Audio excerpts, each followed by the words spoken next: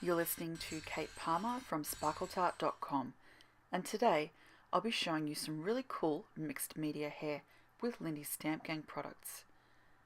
To begin with, I've drawn a simple face onto a canvas. Then I've used some gel medium just to stick some random pieces of collage paper, just to give you sort of some place to start for the background. Now I've added a little of this on the hair, a little on the background, and left it to dry. The next step, I'm going to use some of the Lindy Stamp Gang Magicals to paint the colour onto the hair. Now I'm going to be using two colours. The first is Cheshire Cat Cherry. I'm mixing this with the acrylic glazing liquid. And the second will be Afternoon Delight Denim. Now it's incredibly simple what I'm doing here. I'm mixing the Cheshire Cat Cherry Magicals in a small palette. You just have to make sure that you have mixed the product really well so that you don't end up with any little gritty bits. If you don't mix the Magicals properly, you won't get a uniform colour because each of those little particles that go into making up a cherry colour may be slightly different. And then I'm going to apply this as one colour onto the hair. At this stage, you don't need to be too concerned about how well you're applying the product. It doesn't matter if some areas are thick and some are thin, or if you have lines or ridges. There's so many layers coming after this that this one is just to get a base of colour down. It doesn't really matter how well it's done. Do try and stay within the lines though, just so that it makes it a little bit easier later, and that you don't have any of that pink bleeding through any other colours or layers. Next I'm adding some of the Tweedledee Denim, which when put over the cherry makes a really interesting purple colour. Now you can see I'm applying this with my fingers to begin with, and then a little bit extra with a paintbrush. I really love the fact that you can kind of get in there and work with your hands on these. It's something I find quite fun. Now I'm using golden fibre paste. You could also use modelling or texture paste if you don't have this. Now this has fibres in there that when dry will act a little bit like paper. So it gives you a really nice absorbent layer to work on, and it means that the colours take really well. Now I'm applying the fibre paste with a palette knife, and I'm just going to smooth this on to the hair section of my canvas. Now I find that this is really wonderful because it gives you a lot of texture without being very heavy. It's actually quite lightweight, and then you'll be able to use things like watercolours and things on the top that may not work well with something that resists water a little bit better. So fibre paste all over the hair, leave this to dry, and then you're ready for the next step. Now once you've finished applying the fibre paste, I have just grabbed a wooden skewer, the kind you use in the kitchen, and I'm just using the skewer to tidy up the fibre paste around the face of my portrait here. Now that could mean either dabbing a little bit extra on like I am right now, or alternatively using that flat end of the skewer to remove some paste if it's not smooth enough. It just gives a more defined finish. I'm going to use an extra two Magicals here, the Cheshire Cat Cherry and the Teapot Purple. But as you can see now, that fibre paste is already coloured. How on earth did that happen? Well, there are two things that have happened here. Firstly, the fibre paste has picked up the dye colour from the Magicals underneath. It's a really wonderful kind of ability as long as you know that it exists. So it's actually coloured itself from the dye underneath. The fibre paste being wet has re-wetted the Magicals and picked up a little colour. But this will not be quite as strong as if you're doing what I'm doing now, which is painting over the top. Now for my painting I'm using two colours, the Cheshire Cat Cherry that I've already used and Teapot Purple. Now both of these are Magicals with mica shimmer in them, so my painting will have a shimmer to it. It's about this point that I decide to add those shimmery Magicals to the entire hair, just because I was really enjoying the shimmer and the way that this looks on the fibre paste.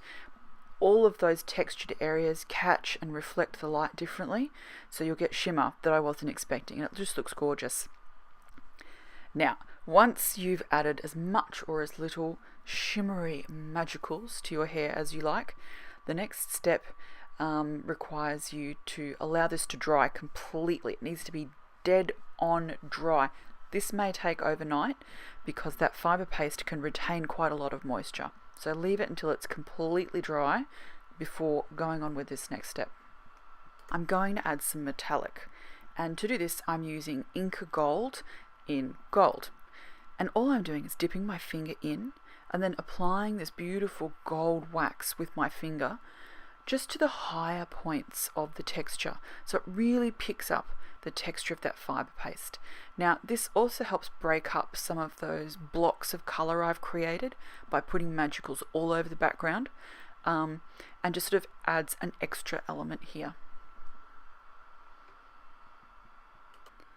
So you can see I've been working on the face in between coats on the hair, and as I pick this up you can see that gold contrasting with the beautiful shimmer of the Lindy's products. So you've got the Cheshire Cat Cherry, which it's looking burgundy here, and you've got that teapot purple. Now what I'm going to do as my final step is add some golden bead gel. Now this dries clear and it's got little beads in there, and those beads reflect and refract colour and shimmer. So this is just going to add an additional element. I really love this because it sort of makes you want to run your fingers across it. I'm a very kind of tactile person. I want to touch things, and this bead gel is just something that you want to feel. I'm using a palette knife to apply it, and I'm just applying it through a stencil so I get a really interesting pattern.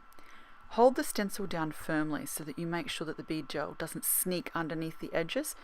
It looks a bit ratty if you let it do that, so it's best to work slowly and apply small batches at a time. Now, you're not going to be able to do all of the hair in the one sitting. You'll need to apply one area of bead gel through the stencil, wash the stencil, and then let it dry. You don't want to risk damaging the pattern by sort of messing up that wet bead gel before it's dried. So you can see as I remove the stencil, you've got that wonderful pattern. It looks white right now, but it won't for long. Now you need to go and wash that stencil right now. If the bead gel dries on there, your stencil will never sit flat on another project, so it's really important to get rid of that. Now you can see that the stencil didn't come quite down to her hair. So now what I'm going to do is just take a small palette knife and fill in those little gaps, or a kebab skewer would work here, as long as you don't get the bead gel onto any of your painted areas. Now once that first layer is dry, you can move on and do the rest of it.